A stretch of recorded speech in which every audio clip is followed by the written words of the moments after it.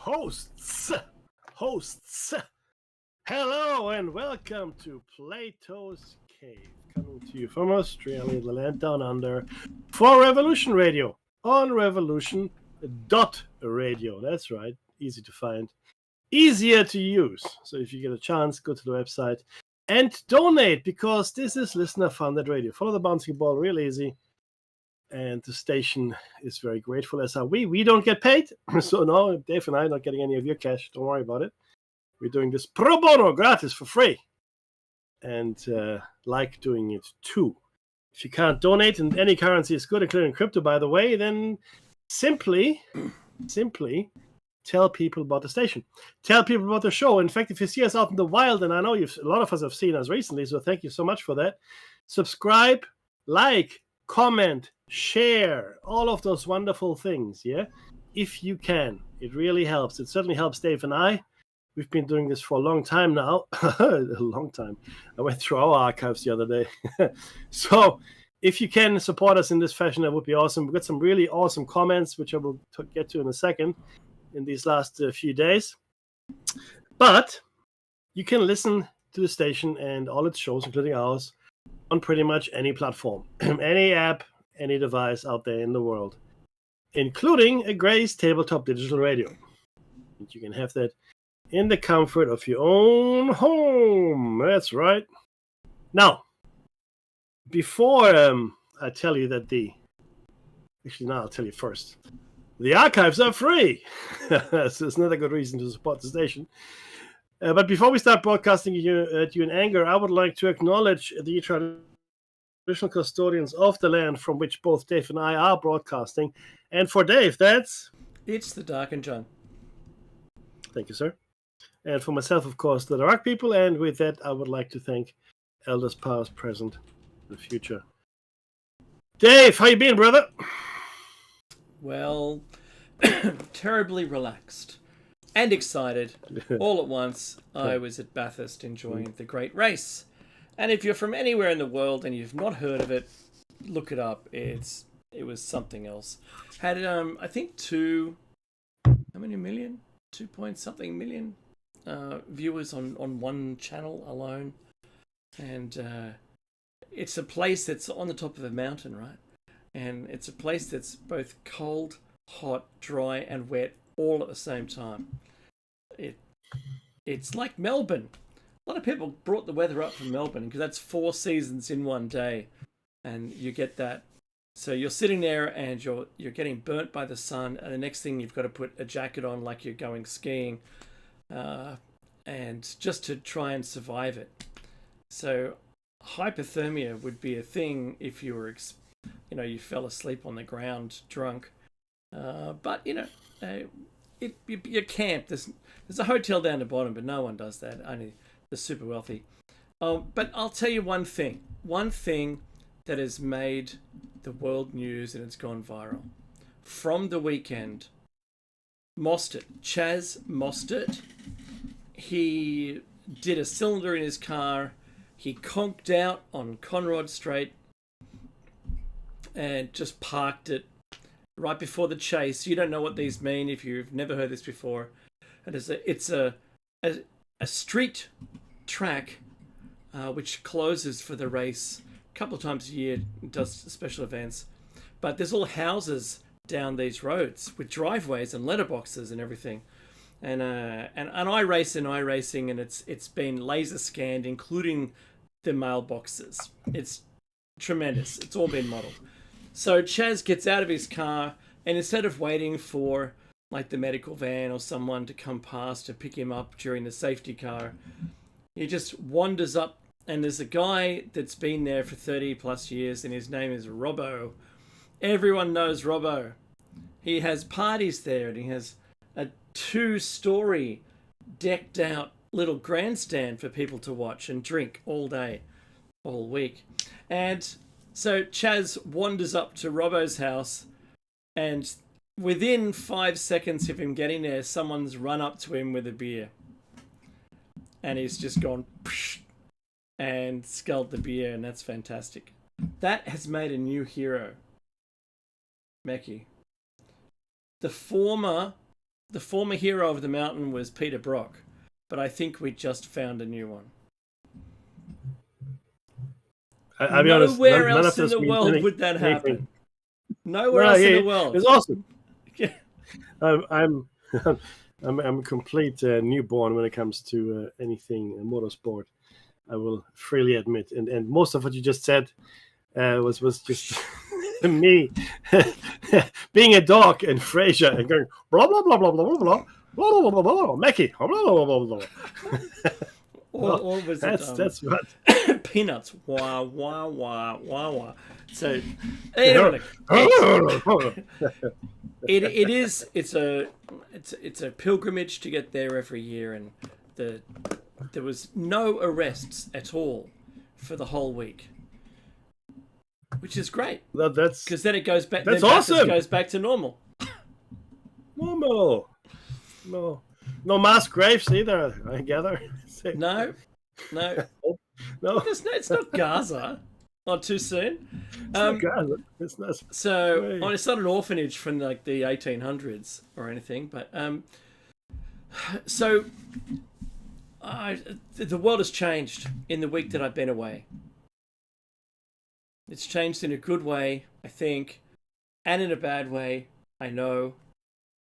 And I just watched the NATO EU summit with all the people talking, and it doesn't sound like de-escalation. Everything sounds like escalation. Everything, no one's stepping away from the precipice. Everyone's getting kind of more angry and protective of their ground.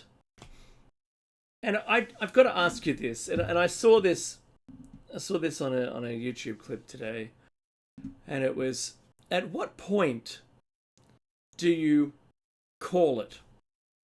So you could use that phrase for anything at all, but as far as calling something a disaster, or calling something, I don't know, genocide for that matter, or calling something, an act of war, what do you wait for before you call it? And a tremendous example was if you have a child of your own who is getting a bit too deep into drugs, and it'll just a phase, they'll get through that. What point do you call it? Do you call it when you have to call the ambulances and they have to go clear and do a heart start? Or could you have called it sooner and acted upon it sooner to not get down that far deep down the path?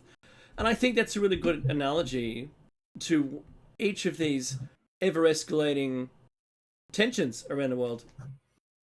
When do you call it? We are, look, put it simply, we are bless you, we are a species of procrastinators. So let me give you an example. I'll get back to you. Nothing ever gets done unless it has to get done, right? Yeah, nothing ever gets done, ever. Like, not ever. I told you the story about the overpass. Or, in fact, whenever you're near an overpass, right, which is a pedestrian crossing over a busy street, like a bridge, I guarantee you somebody died there. That's right. Okay? And maybe even someones, okay? Mm-hmm. Now, anybody could have told you this is a dangerous place. And you could see it, and you see the traffic, and you see kids or whoever run across the street, and something is going to happen sooner or later, but nothing has happened. So we don't preempt anything. We procrastinate, and then we are sort of in the business of fixing it posthumously, right? Like after death. Posthumously, yes. That's who we are as a species. Mm-hmm. That's who we are as a species, right? And ultimately, this is appeasement all over. So, look, Gaza is coming along, but the funny thing is this: so ceasefire was declared. The Palestinians moved back into Gaza, and already Hamas is fighting local people, local clans people, for power within the territory. Right? That's already happened. People were killed. People are being killed. Hamas is not going to disarm. So they had the ceasefire, and bear in mind, this is not a peace, Yeah, this is not this is just a cessation of hostilities. That's what we have here, ceasefire. It's a ceasefire. It's not a peace deal. And a lot of it hinges now on the return of the dead Israelis. Mm-hmm. If the Palestinians can't, hand them over, find them, and I get it. They may very well be buried under rubble and all that, right? But by the same token, the Israelis could see this as a violation of the ceasefire and start fighting again. And I said this before when you were in Bathurst. There's no way that the ultra-right conservatives in Netanyahu's government are going to give up on the war. Okay, they hate nothing more than peace-mongering. Okay, and this is what we're seeing here. This is not over. I hate to say it. Unless, of course, building commences and everyone's profiting from the building. Not yet. We're not there yet, and I'll tell you why. Greater Israel is an ambition that these people have, the ultra-nationalists. Greater Israel includes Gaza as well as the West Bank. You have to understand that, right? This is now one of the key items. And the ceasefire is completely, how can I put this best? It has completely played into Netanyahu's hand. And how is this?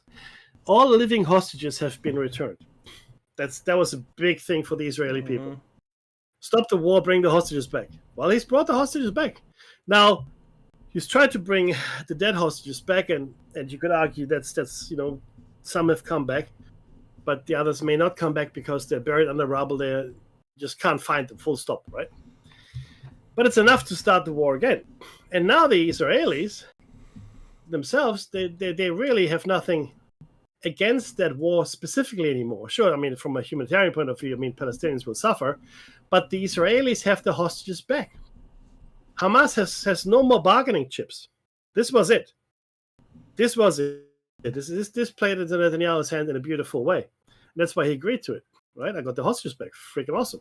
Not only that, and this is a lot of comments were for one specific clip, where I said how great it is that 2,000 prisoners have been released as well, Palestinian prisoners, right? 20 hostages and 2,000 Palestinian prisoners. I got a lot of, and I did, it's like 5-6 comments just on that saying, no, those aren't prisoners. Okay, they are hostages.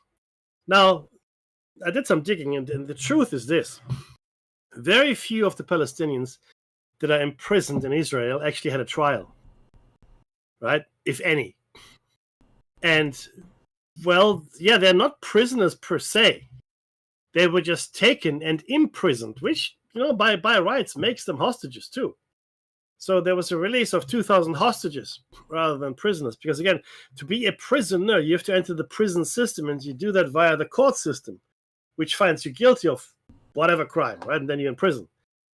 Most of these hostages, if you will, the Palestinians, that were imprisoned in Israel didn't have a trial. They were just arrested, rounded up and arrested, and thrown in jail. And there's still thousands more. Thousands and thousands of people are still rotting in jail. There was some really disturbing comments coming out of what happened to the people that were on the, the Freedom Flotilla, the 50 boats that were with Thunberg and the others. There was talk of significant violence, of torture and things like that. Forced to sign release forms and so forth. And I think there's still a German lady who hasn't signed the form because she doesn't want to, and she doesn't agree with what it says, whatever that might be. I don't know, right? But essentially, this is pretty serious stuff. And in the past, like I said, people were killed on these kinds of boats that tried to bring aid to Gaza, and there've never been any weapons found or anything like that. These have always only ever been, humanitarian kind of convoys, if you will. Comes to Ukraine then. Not a peep. You were in Bathurst, and even before, there wasn't a peep that came out of the White House about the Ukraine, and Russia for that matter. Nothing. Zero. Nothing. And Putin has gone and bombed and intensified his campaign, now targeting railway lines, killing more and more people. And Donald Trump has not imposed any sanctions, hasn't done anything. Nothing has happened. Like I said, it wouldn't. Okay, so two things, right? One, I think the Gaza situation is going to get worse again. It may go back to live firefighting very soon, in my opinion. And secondly, Ukraine and Russia will keep fighting, and Russia will receive no admonition, or maybe some words. They might receive words from Trump, but so what? But there will be no concrete action against Russia that will be taken by Donald Trump. And you know what? Something that's interesting, Dave. In our feed for the site, a lot of people are now starting to say that Israel and Russia have the goods on Donald Trump. Like this is coming from all over the shop now, from all over the spectrum, not left, not right, but everywhere, right? Mm-hmm. Like I said, Charlie Kirk, for example, you might have heard me say that Charlie Kirk was questioning October 7th itself and how it could have happened and things like that, right? And now other people are coming out and saying, yeah, look, everything that's happening, everything that's going on, Donald Trump essentially does whatever is good for Israel and seemingly whatever is good for Russia. And still, this, tariff debacle, people might have forgotten, but Russia is the only country in the world, and that includes some penguins on some Arctic, or rather Antarctic island, not Arctic, Antarctic island, that didn't receive tariffs. Russia is the only place that didn't receive tariffs. But the penguins did, Dave. The penguins were slapped with tariffs. Someone said to me, "Have you been on a call with those penguins?" Dude, they're sending me faxes every day. Those penguins, but I don't read penguins, so anyway. No, that's but someone, which I thought was a silly thing, to be honest. That this must be some kind of secret harbor where a lot of exports and imports are being smuggled into the US from this Antarctic island. And I thought to myself, I'm not going to say anything, and I will tell you after the call, after we have our show here, who actually said it. You know them. That's why I'm not saying it on air. But I thought to myself, there's no government on this island. There's no one that can be tariffed. There's no entity that will pay a tariff. There are no human beings. And if it's a secret smuggling harbor, I don't think they're going to pay tariffs either. Okay, so I'm not sure what goes on in people's minds, Dave. But I'm starting to despair. I really am. Well, I'm watching it with my popcorn, but I wanted to tell you something. there was a young fellow, I'd say probably 20s. I was talking to him the other day through work, and I said, that digital ID thing, and he goes, the Save the Children, yeah, that's the one. How come I said, how come the children don't need to ID, but the adults have to? He goes, what do you mean? He goes, no, I'm talking about the ones that are overseas. And I said, what? You don't know about the 10th of December? And immediately he got his phone and goes, just starts reading the headline. And he goes, I didn't know it was happening here. I said, well, yeah, it's happening here, but little bits are happening all around the world. And once they're all successful, hello, digital ID, digital currency, expiring credits, UBI, all this. And he goes, how do you know so much about it? I go, I've got a podcast. And he goes, what is it? And immediately we got a subscriber. Immediately. Right? And I said, you just tell all your friends, because I think it's really important. No one knows. The media is not talking about the fact that adults in Australia from 16 and up must, on the 10th of December, whether it works or not, at the 10th of December, and because it's the government, it's even less likely to work on the date. Like if you've ever done any project work with the government, it just goes right. It just keeps going right, and you turn the page and it's just got an arrow to the next set of pages on the timeline. So whenever it is that it finally gets done, although they're announcing the 10th of December, it is the moment that no one can say anything without retribution. In England, you can't repost someone else's post because it may, in the future, offend someone. Now, you could make that a self-perpetuating conspiracy. You could make that happen. You could make it eventuate just by softening people so much that they become offended by everything. Or you could harden them up by giving them more exposure to things and using an education system that says, you know what, you might hear things that offend you, well, that you don't agree with, but don't take that as being offended by it. Understand what it truly means and then seek an alternate way of thinking. Then absorb all of the information and then choose which you want. That's what Gen X did. We had to do that for everything. And we've abandoned that entirely. People are too soft. And it doesn't matter what you posted, 25 years ago. They'll find it. Just like if there's someone running for an office, a government office somewhere, and they'll find some tweet or a post on Facebook that you did 15 years ago when you thought different way. You don't think the same way for your entire life. You morph and change and go with the times. You take on new information. It changes the way you think.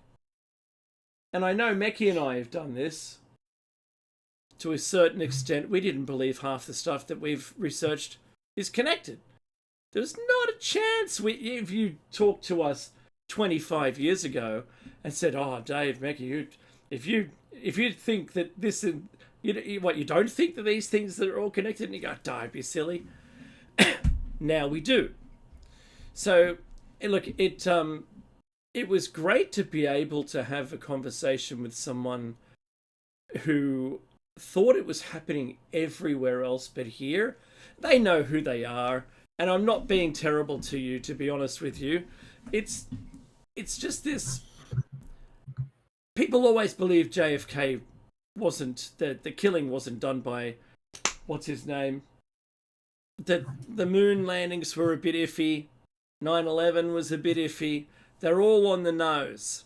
All those official stories were on the nose, and besides all the other things that have been redacted over time. So, because there's a general mistrust, which they've taught us to mistrust them because none of them are honest.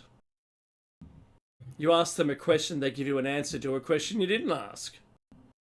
So at which point, Meki, in this future, post December 10th this year, will it be, in which condition will it be? Will it be they've done the right thing and toughened everyone up? Or they've just continued to allow us to get softer and become more pliable? It'll be... do you remember the movie Demolition Man? Yes. Okay, so for anyone out there in the world that doesn't, it's a Sylvester Stallone movie. It's actually pretty entertaining, but the premise of it is he and his nemesis, played by Wesley Snipes, pre-prison Wesley Snipes, they are both found guilty.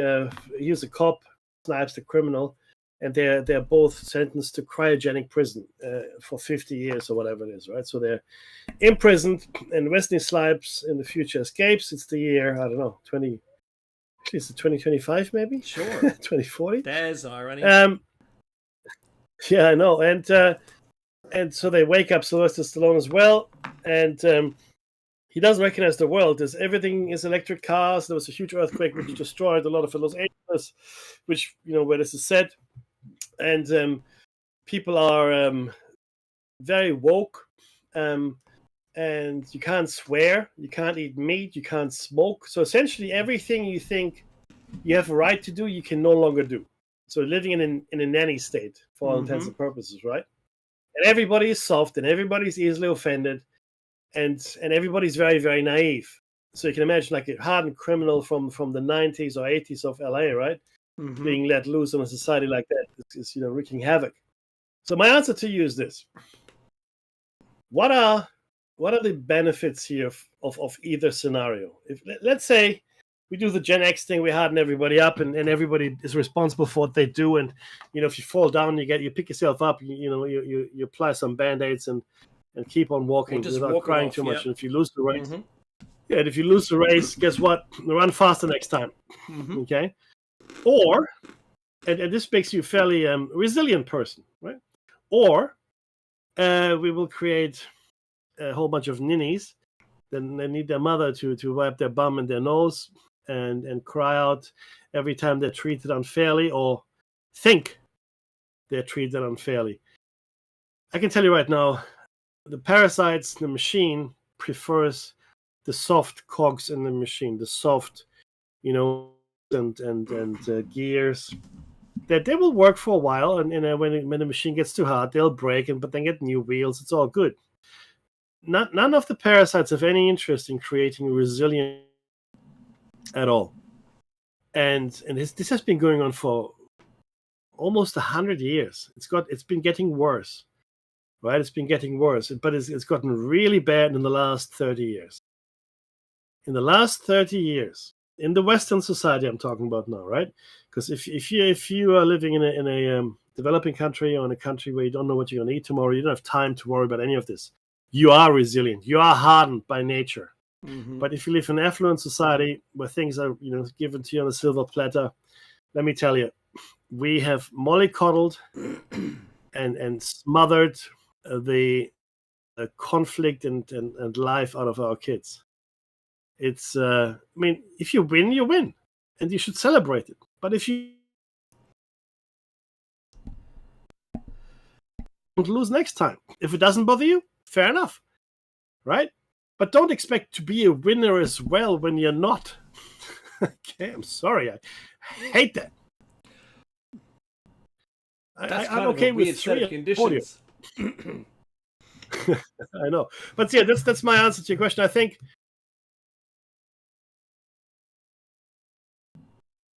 being offended, and we're already there. People are offended by everything. Yeah, Dave. I mean, it's incredible. Oh, you can't do this. No, you shouldn't do that. Oh, this bothers me, and the other thing bothers me. And it's the only time it seems that people have agency, because we have so little power in our lives, right?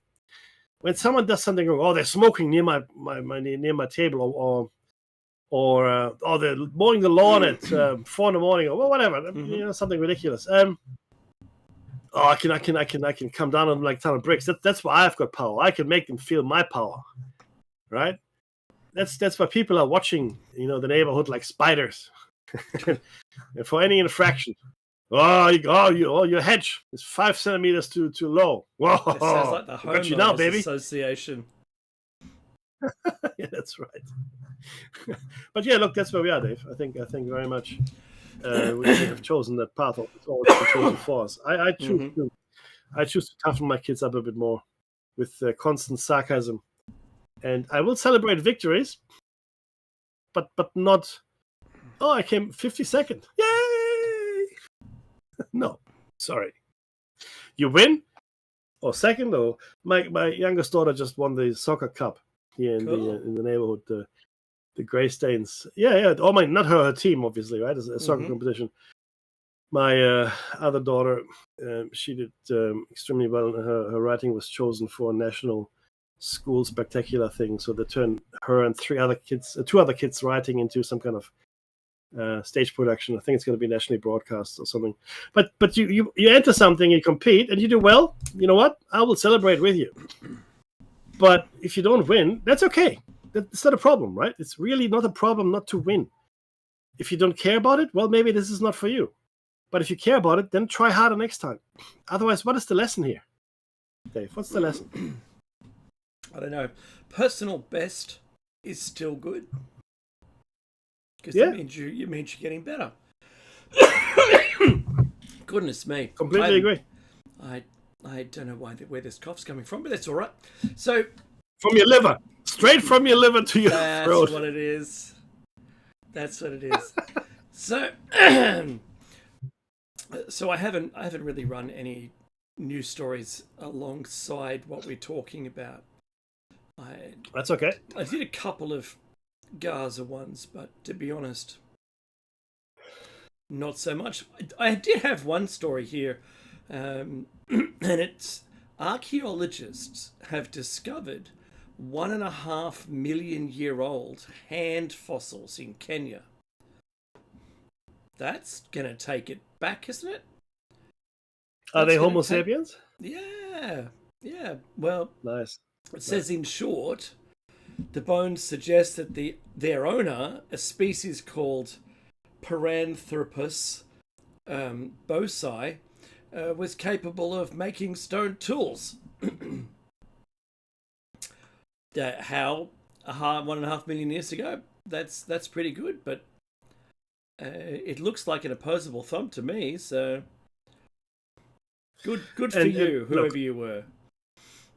that's right. But the thing is this, right? And of course, and we have said ever since the show came on air many moons ago, the timeline, all timelines for civilization, for the age of Homo sapiens, for discoveries, for certain technologies, etc., is being pushed back further and further. I mean, I spent a lot of time on the Bogosphere last week, which apparently was dated now to be 12,500 years old, because they found some resin inside one of the crevices, and of course that puts it right in the Younger Dryas. So my speculation was this: we know about the installation in Siberia, which seems to shoot down things that harm us, and might even have shot down the Tunguska object in 1908. That might have happened. The other machines, I think, still operational from that time, from the last civilization, or maybe even the civilization before that, like in the Bermuda Triangle, in the Devil's Triangle, in the South China Sea, and this Bogosphere, right, which might be one of many, might still be part of an automated something system, right? Yeah. Now, the thing is this: the thing apparently reacts to Sanskrit hymns or verses, right? There seems to be some kind of. So now to say this is some kind of alien sphere is complete nonsense, right? Because clearly it's here on Earth, and if and some of the writing is interesting and looks like it could be certainly something that came from us, as well as the very fact that it is here and the timeline to 12,500 years. But that it would react to Sanskrit. Now, Sanskrit, if you don't know, is one of the ancient languages from which, for example, Hindi came, German came as well, interestingly enough, and a few of the other Indo-European languages. It's no longer really spoken by anyone, not terribly many people, right? So it's thousands and thousands of years old. Also, it's a very elegant language. It's almost like a perfect language, if you will. Oh. And yeah, so it may well be a language that evolved out of whatever language existed or languages 13,500 years ago in the Younger Dryas, in that civilization.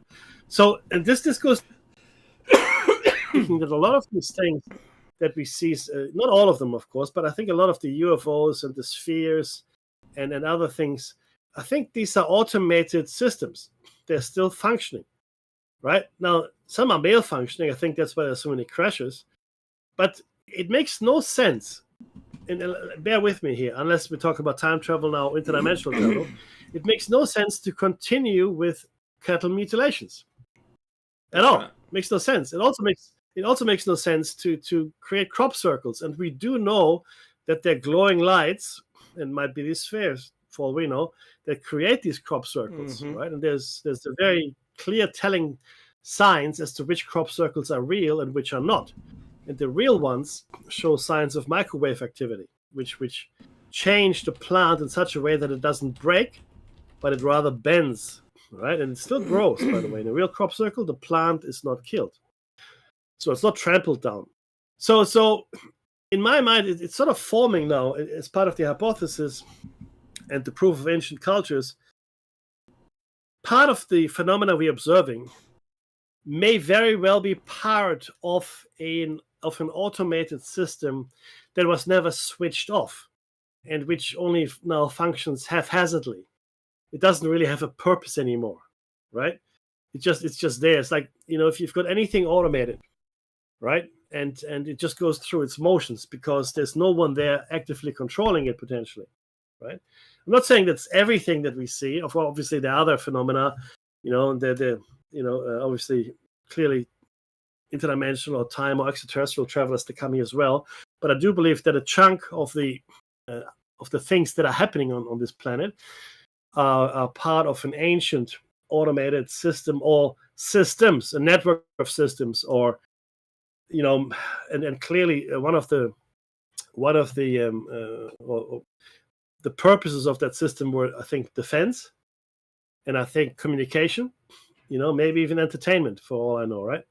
And certainly some medical research and specimen collection potentially, maybe even after the Younger Dryas catastrophe, to see what happened to the surface species.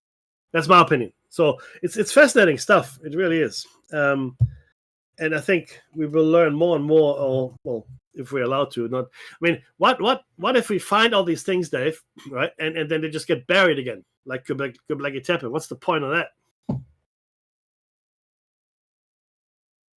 You're on mute, I think, buddy. No, can't hear you. There you go. Yeah, I think it just depends on who buys it. So, looking at Blue Black Rock. So, if you decided to shut it all down and, wait, what was it, a century or something? Until they allow that to be dug up again. I don't know. There's got to be something behind it if that's going to be the case. They wouldn't do it just offhand. But then why would you plant taproot trees on a site unless you wanted to disturb it? That doesn't make any sense at all. You wouldn't even plant shrubs. Just leave it bare, leave it the way it is. Because, taproots, you find it goes down and finds little cracks here and then gets bigger and then pushes everything apart. And so nothing's ever going to be intact then. Yep. So I was watching a thing today, and it was about the lost Egyptian labyrinth. It looks like they might have found it using some of their LiDAR and ground penetrating radar. And if you don't know what it looks like, this is an artist's impression, and it goes way back. But without revealing the video itself, you can just look it up. It would be tremendous if they've located it. But it's in that whole quadrant around Egypt that they scanned the whole lot, intentionally trying to find it. The only person who's going to deny that its existence is... What's the fellow's name? Head of archaeology? Oh, Zahi Hawass. There you go. Dr. Zahi Hawass, my special friend. Yeah, he's history's special friend, Meki. Yes, he is. He knows all about it. all about it. He gets upset when people bring new information that sort of upsets the apple cart, as far as, like, what's this Göbekli Tepe place anyway? I've never heard of it. Hey, Bob, have you heard about it? Bob, hey, I'm talking to you. So that special radar found things beneath the three pyramids in Egypt. There's an extension to that which has now possibly found the labyrinth. Those little tiny pots, those little tiny ones, maybe a couple of inches tall, that must have been worked on a lathe because their accuracy is within a couple of thou on a rotation around it. But then you couldn't do it because it's got solidly connected like little handles. Really nice. They're really nice, but you couldn't put it on a lathe and work it in such a way to be able to create it. So there must have been a technology that was able to work it, because there it is. It's another one of those. Well, here it is. Well, that's impossible. No, it's not here. Look, it's here. there are artifacts, and to your point, there are artifacts around the world, and these tiny things. There's also in an Egyptian museum. There's this, or maybe South American wheel, like a steering wheel kind of thing, but it's made from stone, but it's machined so finely, and it has the edges curled. Mecky. Yeah, exactly. You know the one I'm talking about. Yeah, totally. We actually can't machine it. That stone, we can't work the way it was worked. We can't. And other things as well. The right angles in the Great Sarcophagus, for example, inside the pyramid, or again the scoop marks that you see everywhere. But also the finer things, like your little and there are obsidian tools and pearls that are so small. We're talking about micrometer now, right? Wow. They're on a string, and they're so finely worked in the machine that we can't do it today. And this is always something that bothers me a lot, because we look at these things, right? And no one ever says it, by the way. If you go to a museum, labels will ever say we can't replicate this today. It's not going to happen, right? Because they don't like doing that. But I can tell you that there are a lot of things, right? Artifacts, large and small, especially small, that we simply cannot replicate, and we have no idea how it was done. Okay, there's this chalice that changes color depending on what you pour into it. Depending on the liquid, yes. And we know now that this is nanotechnology. How do we know it? Because we analyzed the glass. It's got nanoparticles of gold and other substances in it that seem to react with each other in certain ways to produce certain effects. Nanotechnology. Okay? So forget microscopic stuff. This is stuff that you can't even see under a microscope. This is electron microscope stuff. Wow. And I find this, and this is not made up. I mean, anybody you can do your own research and go online or get some books from the library and read up on it. There are things out there that they don't make no sense. We can't do it. What I recently learned, Dave, and I didn't know this before, it just popped into my feed, which was great. Science mysteries. I'm always on the lookout for science. I say, it's my thing. I like to know about science and all the things science can't explain yet, etc., etc. But essentially, there's this layer of the Earth that's missing. So let me explain to you. It's called the Great Unconformity. Okay, I don't know if you've heard about this, but there's a clip I'm going to share with the chat and yourself as well in a second as soon as it comes up. So here we go. The Great Unconformity. It's just nuts. I mean, here we go. Let me copy it. 1 second. And it's several 100 million years, right, that are missing from the Earth's geological record. So there's whatever billions of years, and then there's something else. But in between, there's 400 million, 300 million, 500 million years missing. And the funny thing is, just before the Cambrian explosion. Now, to let everybody know what that is, the Cambrian explosion saw a multiplication of life like we have never seen on this planet. Like it was just like life exploded onto the planet. All the species and different things in the water, on the land, it was just, everywhere, right? But before that, it looks like, several 100 million years. This is across the globe. This is not on any specific continent. This is a feature that we find all over the planet, where there's just this massive piece of our history missing, and nobody can explain it. So I'm going to put this into the Elements chat in a second. Here we go. Have a look at that. It is just 5 kinds of amazing. Right, here goes. I'll put it into the. See if you guys can see it. Dave, you can have a look in the Revolutionary chat there as well. Geology's biggest unsolved mystery. Right, and you have to ask yourself, if that is a thing, right? How much more is missing? Do you know what I mean? How much more? And the thing is this is not 1,000 years or 20 million years missing. this is hundreds of millions of years missing from the geological record. Right? One of geology's... The Great Unconformity. I think it's called the Great Unconformity. So it is called It just, Great Unconformity. And I've got the wiki page up. So if someone was interested, they can go and have a look at that. There's another story here from Live Science that's saying about the same thing. 1 billion years of geologic history is missing from the Grand Canyon. The Grand Canyon. That's right. Yeah. I mean, what? Uh-huh. It's like, and the thing is this, you don't learn, this is the first time I have learned about it, right? Mm-hmm. And Germans do nothing if not overeducate. We never discussed this in geology. Maybe it wasn't, or geography, I should say.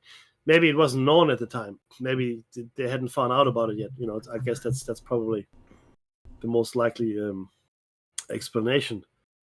But it's just, it's just unbelievable. And with that, there are other features as well. There's this carbon layer that goes around, like black ash, which goes around the world everywhere as well. Yeah. So and again, nobody likes to talk about it because it plays havoc with the steady state theory, right? Can't have that, because clearly something catastrophic happened to wipe away geological features in the Grand Canyon to the tune of 1.2 billion years, but elsewhere to the tune of hundreds of millions of years. That's right. What? It's like there was, maybe for 100 million years or more, there was a glaciation which ground everything off, and then after it went away, just guessing, then the layers continued then to be formed.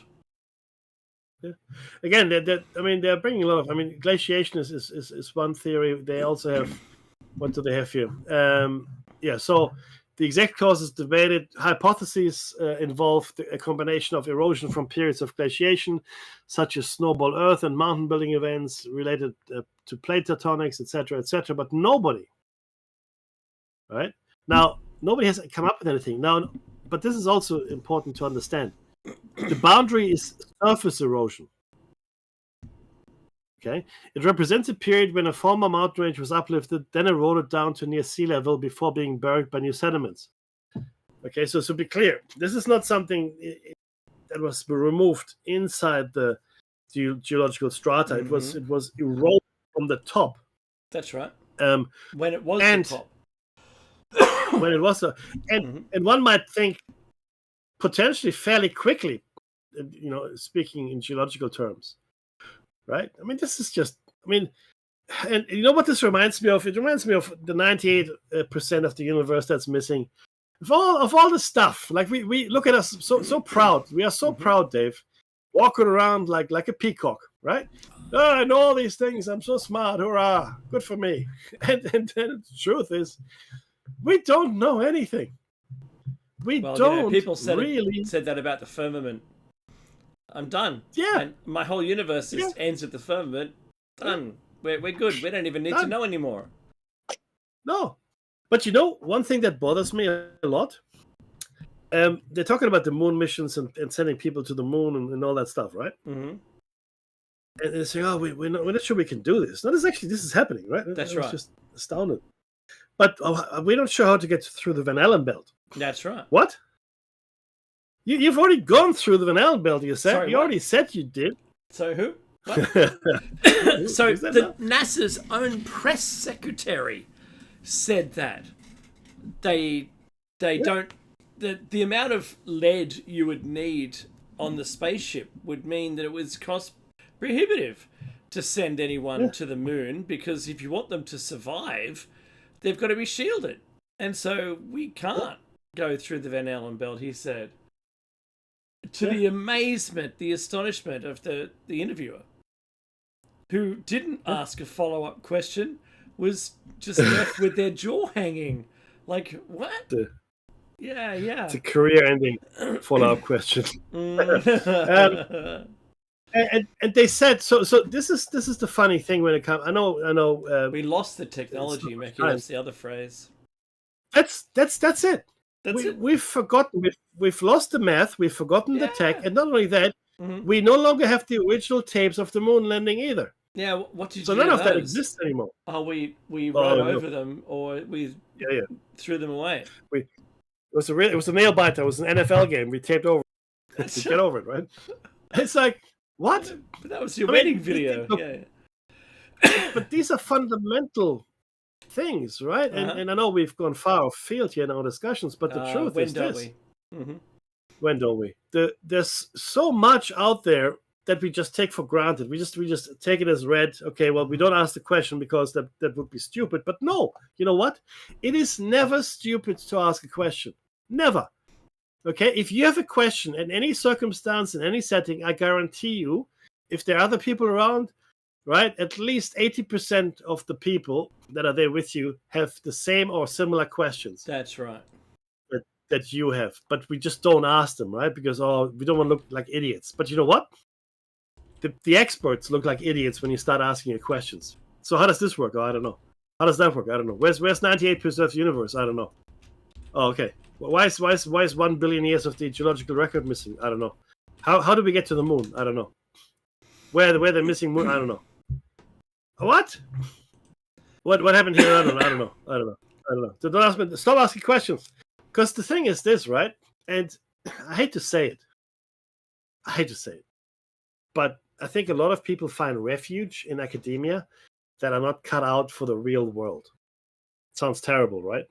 I myself was contemplating a path in academia many years ago, which didn't, obviously I didn't take that, but I think it's a safe place because once you're employed by university, especially if you get tenure, that's safe. You're safe. You're safe as houses. And you work on your theories and such, and that's awesome. I mean, we should gain knowledge all the time. But the problem then becomes is that you sit on your knowledge and it becomes your Bible. Right? It becomes your totem of reality and truth. And anybody that goes against you, is the enemy. Right? Someone with a new idea or an idea that is very different becomes a person, a persona non grata. And that's dreadful. That is really dreadful, but I think that's where we are, right? And it's a state of knowledge and science that knowledge and science never really wanted. We should always follow the science, and we should follow where it leads us, not the other way around. Because a lot of people, I remember we talked about this, Elizabeth Steen McIntyre, people finding things that aren't, in line with the official story. Their careers are destroyed. It's a real thing. People, there's no knowledge filter, Mackie. There's no knowledge filter. Doesn't exist. Really? Is that right? No knowledge filter. No. There's no self-censorship. No. Really? So how much anti-gravity research have you done? What? How much anti-gravity research have you done? Oh, we all know that's a nonsense. How do you know that? Oh, that's common knowledge, Mackie. Don't be stupid. Everybody knows that. Mackie, I've got my one was I learnt it through The Simpsons, and it was with Superintendent Chalmers and Principal Skinner. And it says, "Good Lord, what's happening in there? Aurora Borealis. Aurora Borealis. At this time of year, at this time of day, in this part of the country, localized entirely within your kitchen. Yes. May I see it? No."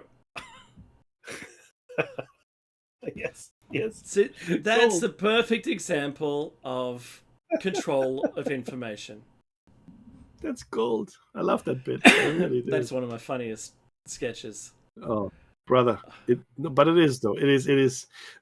May I see it? No. That's the clincher. That dad is... The whole kitchen's ablaze. It's on fire. Oh, it's brilliant. And he's like, I should go. But you're right. That is the perfect example of what that is.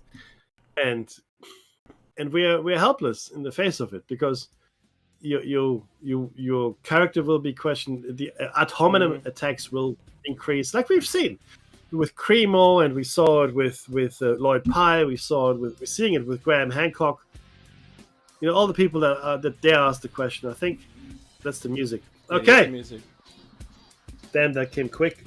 Good to have you back, my brother. You've Thank been, you. Glad you enjoyed Bathurst. That's great. Now, don't touch any dials or whatever. Stay at the station. Something awesome's going to come up. This has been Platos Cave. Thank you so much. And if you see us out in the wild, like, subscribe, comment, share, etc., etc. And most of all, Dave, Be safe, everyone.